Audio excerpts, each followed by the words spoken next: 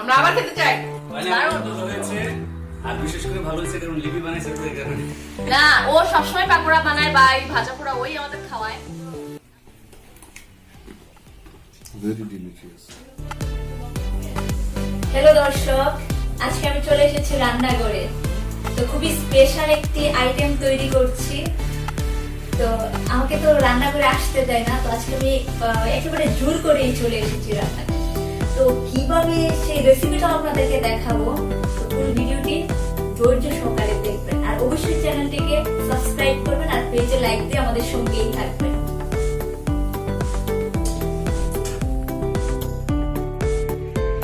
এগুলো হচ্ছে দেশি ধনিয়া পাতা, মা গ্রাম থেকে নিয়ে এসেছেন। সেই ধনিয়া পাতাগুলো দিয়ে আমি আমার রেসিপিটি তৈরি করছি।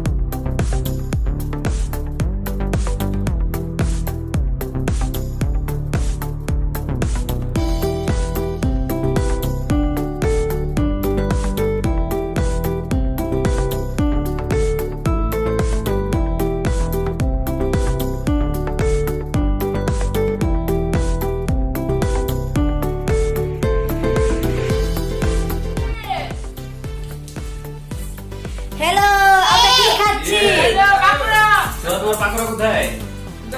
আমরা পাকোড়া খাচ্ছি। এই যে আমরা সবাই একসাথে বসে পাকুড়া খাচ্ছি। আমার সাথে আমার খুব টেস্টি। আমরা আবার খেতে চাই। খুব টেস্টি হয়েছে। খুব ভালো হয়েছে। আর বিশেষ করে ভালো হয়েছে কারণ লিপি বানাইছে তো এই কারণে। না, ও সবসময় পাকোড়া বানায় বা এই ভাজা পোড়া ওই আমাদের খাওয়ায়, কিন্তু আপনারা তো জানতেন না, আজকে জানলেন। খুব মজা হচ্ছে, আপনারা ট্রাই করে দেখতে পারেন, হ্যাঁ যাকে বড় বলতে আপনাদের কাছেও ভালো লাগবে। রেসিপিটা দেখতে হবে তো। রেসিপি দেখতে হবে। চ্যানেল সাবস্ক্রাইব করতে হবে, রেসিপি দেখতে হবে, লাইক দিতে হবে, শেয়ার করতে হবে। ইয়েস, কমেন্ট করতে হবে। ওইটা অনেক স্বাদ। শেয়ার করবেন বেশি বেশি।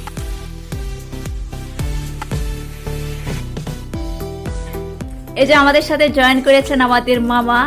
মামা কেমন লাগছে পাকোড়াটা? আমি কিন্তু বানিয়েছি এটা।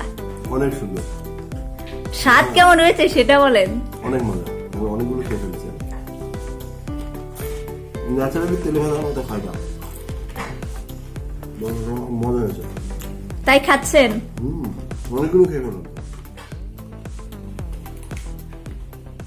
Very delicious.